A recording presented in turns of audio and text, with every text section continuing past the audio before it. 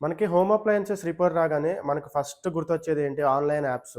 Urban company కానీ, no broker గానీ, లేకపోతే బ్రో ఫర్ యూ ఇట్లాంటి ఆన్‌లైన్ యాప్స్ మనము బుక్ చేసేసి ఇమ్మీడియేట్‌లీ మనకి ఒక 1, 2 అవర్స్‌లో వచ్చేసి రిపేర్ చేసేసి ఎళ్ళిపోతూ ఉంటారు. మనము అమౌంట్ కూడా పెద్దగా కంపేర్ చేస్తూ ఉండము. సో, నాకు లాస్ట్ టైము ఒక రిపేర్ అయితే వచ్చింది ఫ్రిడ్జ్‌కి. అది థర్మోస్టాటర్ అని చెప్పేసి మనకి temperature up and down normalise చేయటానికి మనకి థర్మోస్టాటర్ అని ఉంటుంది. సో, ఇదేంటంటే మనకి ఫ్రిడ్జ్ లోపల కూలింగ్ అనేది మనకి నార్మలైజ్ చేస్తుందనమాట. మనం పెట్టుకున్న కూలింగ్ రాగానే కంప్రెషర్‌కి పవర్ అయితే ఆఫ్ చేస్తుంది. మళ్ళా అది డౌన్ అవ్వగానే మన కంప్రెషర్‌కి పవర్ అయితే ఇస్తుంది. దానికోసం ఇది ఉపయోగపడుతుంది.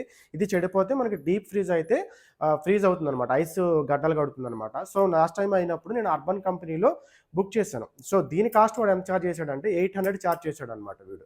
సో, ఇప్పుడు మళ్ళా నాకు ప్లస్ 6 మంత్స్ వారంటీ అయితే ఇచ్చాడు. సో, మనం అది కూడా ఒక పాయింట్ వారంటీ ఉంటదని కూడా మనం ఆన్‌లైన్‌లో బుక్ చేస్తూ ఉంటాము. సో, నాకు కరెక్ట్‌గా 6 మంత్స్ అంటే నేను ఇక్కడ బిల్ చూపిస్తున్నాను మీకు. లాస్ట్ జూన్ 8కి నేను చేశాను. జనవరి 8కి 6 మంత్స్ కంప్లీట్ అయిపోయింది.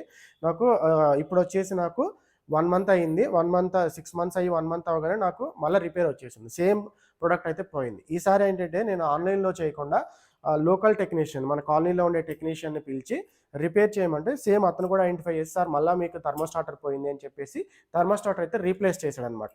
సో, ఇప్పుడు కంపారిజన్ ఏంటి అంటే దీని కాస్టు తిని వచ్చేసి నాకు చార్జ్ చేసింది రూ. 500. ఆన్‌లైన్‌లో నాకు చార్జ్ చేసింది రూ. 800. సో, నాకిక్కడ ఒక్క చిన్న థర్మోస్టాటర్‌కే నాకు 300 డిఫరెన్స్ ఉంది. సర్వీస్ చార్జ్‌లో పెద్ద డిఫరెన్స్ అయితే లేదు. అతను 299 చార్జ్ చేశాడు. ఇతనొచ్చేసి 250 రూపీస్ నాకు చార్జ్ చేశారనమాట. సో, ఇది చిన్న పార్ట్‌కే మనకి 300 డిఫరెన్స్ వస్తే ఏసీ రిపేర్స్ గానీ, టీవీ రిపేర్స్ కానీ, లేదా వాషింగ్ మిషన్ రిపేర్స్ గానీ, అట్లాంటి వాటిల్లో మనకి ఎంత డిఫరెన్స్ వాళ్ళు ఆన్‌లైన్‌లో చెప్తున్నారో గమనించుకొని లోకల్ టెక్నీషియన్‌తోని ఒకసారి క్రాస్ చెక్ చేసుకొని ప్రైసెస్ చెక్ చేసుకున్న తర్వాతే ఆన్‌లైన్ బుకింగ్స్ అయితే చేసుకోండి. డబ్బులు మనకు ఊరికే రావు గదా! మన డబ్బులు మనం సేవ్ చేసుకోవాలి.